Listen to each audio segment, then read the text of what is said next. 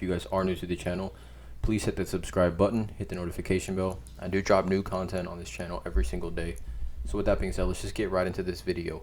It is Wednesday, July 21st, and I want to make an updated video here on NIO Stock, ticker symbol NIO. NIO is probably the favorite EV play for many investors all of 2020 and even heading into this new year of 2021. As we're halfway through 2021, a lot of people are interested in NIO Stock. Now, NIO is currently sitting at $46.77, up to $47 actually after hours. The market cap for NIO, $76 billion, and the average volume around 68 million trades of NIO per day, I guess, or trading session in the US NASDAQ. Now, if we take a look here at the 1 year chart, or let's take a look at the chart, and let's take a look over the last year for NIO Stock. We can see that early end of 2020, right, NIO was just around $3, $4, $5. Really started to explode heading into last summer and has really taken off. And we did see that all-time high that it did hit back in early February of $63. It's fallen off a bit since then, was back down to the $30 range, but has popped up and now kind of consistently stayed above that $40 resistance level that we've been trying to stay above. And I just wanted to make this video to cover a few things in regards to NIO, give you guys an update on it, and then just give my overall updated opinion on NIO Stock and why I think we can see NIO reach those $60 levels again very soon. So let's not waste any time. Let's get right into the video. Obviously, NIO, I made a video yesterday about Lucid Motors and CCIB, Churchill Capital, and NIO obviously is an EV maker, and their cars look absolutely incredible as well. I think the ET7 is really their bread and butter, or really the the car that they're really trying to market and push out to the public, and trying to make this essentially the Tesla Model 3. You can see the smart lighting interaction, soft closing doors with frameless windows. I mean, this car is very futuristic, and one that I definitely believe can rival Tesla and other EV makers as well. I mean, we're seeing EV take over. All automakers now are focusing on EV, as EV is the future. And NIO, being a China-based company in China, I'm expecting them, and a lot of people are expecting them, to dominate the Chinese market, once they become fully integrated. Obviously, there are already NIO cars in China, but as far as NIO in the United States, I think that is where things will absolutely be game-changing for them and their stock price when that day does come. I mean, obviously that's a little while from now, but just wanted to mention that. But a lot of things do stand out from NIO, and I really wanted to mention this article here by Nasdaq.com, NIO Stock, the anatomy of a Tesla killer, right? So let's just go through this article. There's this, I guess, contributor, Joanna Marcus, makes very valid points here, and I just wanted to go over a few of these. So if there's one thing tech investors love, it's a good old-fashioned fist fight. Right now, the most gnarly fight in the EV market space. No sooner has the market celebrated the incredible success of Tesla than it has started clamoring from the champ to go down. In the underdog corner, we've got NIO Stock, which has been a notable threat in the fight for EV dominance in China. And NIO's market cap, we talked about that, and many have given NIO the nickname Tesla Killer.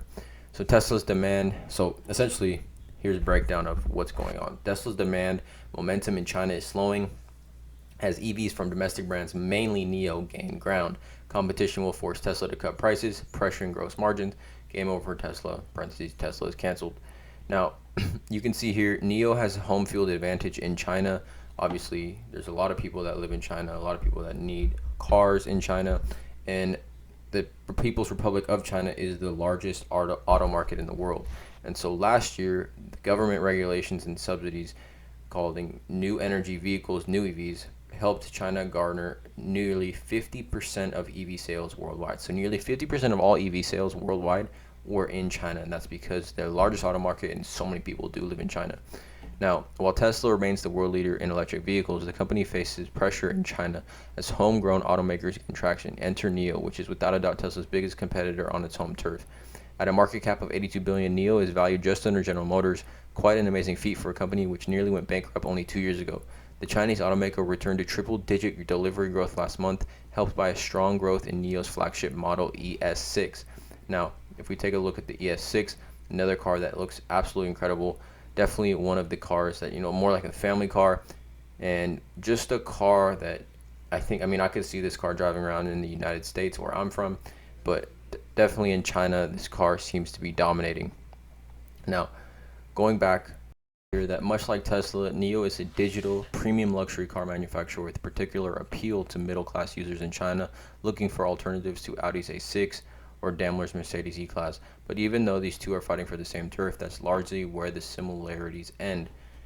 Strategy number one, as far as like a difference for NIO in comparison to Tesla, NIO has outsourced its entire manufacturing operation to Chinese-backed contract manufacturer JAC Motors, adopting an asset-light strategy popularized by other technology giants like Apple with the iPhone.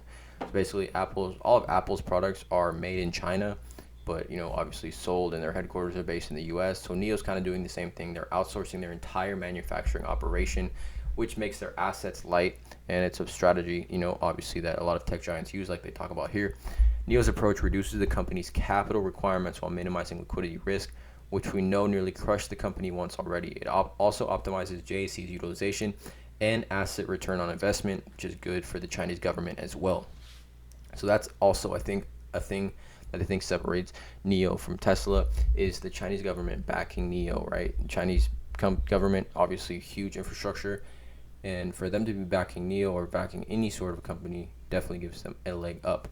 NIO's strategy is in stark contrast to Tesla, which from the start adopted a vertically integrated and CapEx intensive manufacturing approach by building and operating its own gigafactories. While the EV giant paid a steep cost to get volume production, it gained far more regular granular control over its supply chain and finished products, economies of scale, and increased control over pricing, short-term pain, long-term gain.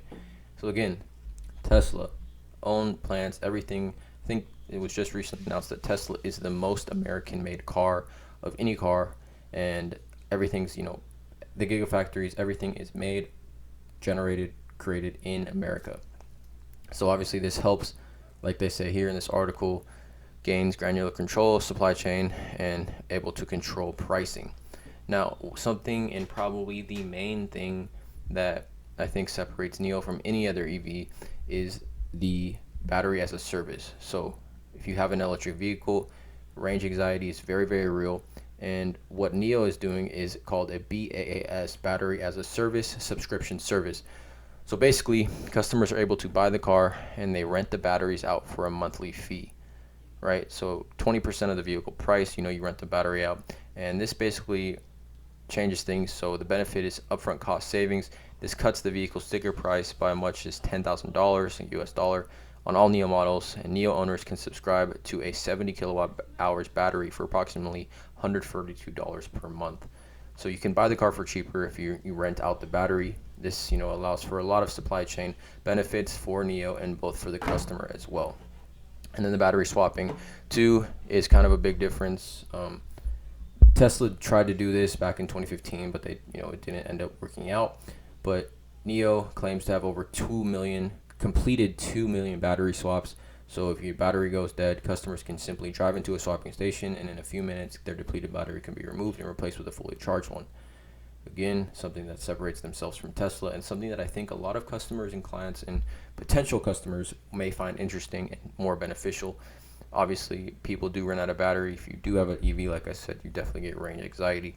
So it's very, very, it's an issue that a lot of people deal with, and something that I think one day will be resolved via, the EV market just growing and getting bigger. So nonetheless, you guys, obviously this article says it's a 2 hours race between NIO and Tesla, and definitely CCIV is there as well with Lucid Motors. But I do think with everything going on with NIO, it's just a matter of time before it breaks through the $50 resistance levels and does break through back to those $60 levels that we did see. I think long term, I think NIO can be a $150 stock. Again, that's just my opinion. As a long-term stock, easily a $150 stock. Don't have a specific timeline, but definitely think that's in the realm of possibilities. Please let me know in the comments how you guys feel about NIO stock. Hit that subscribe button, hit the notification bell, drop a like on this video, and as always, have a great day.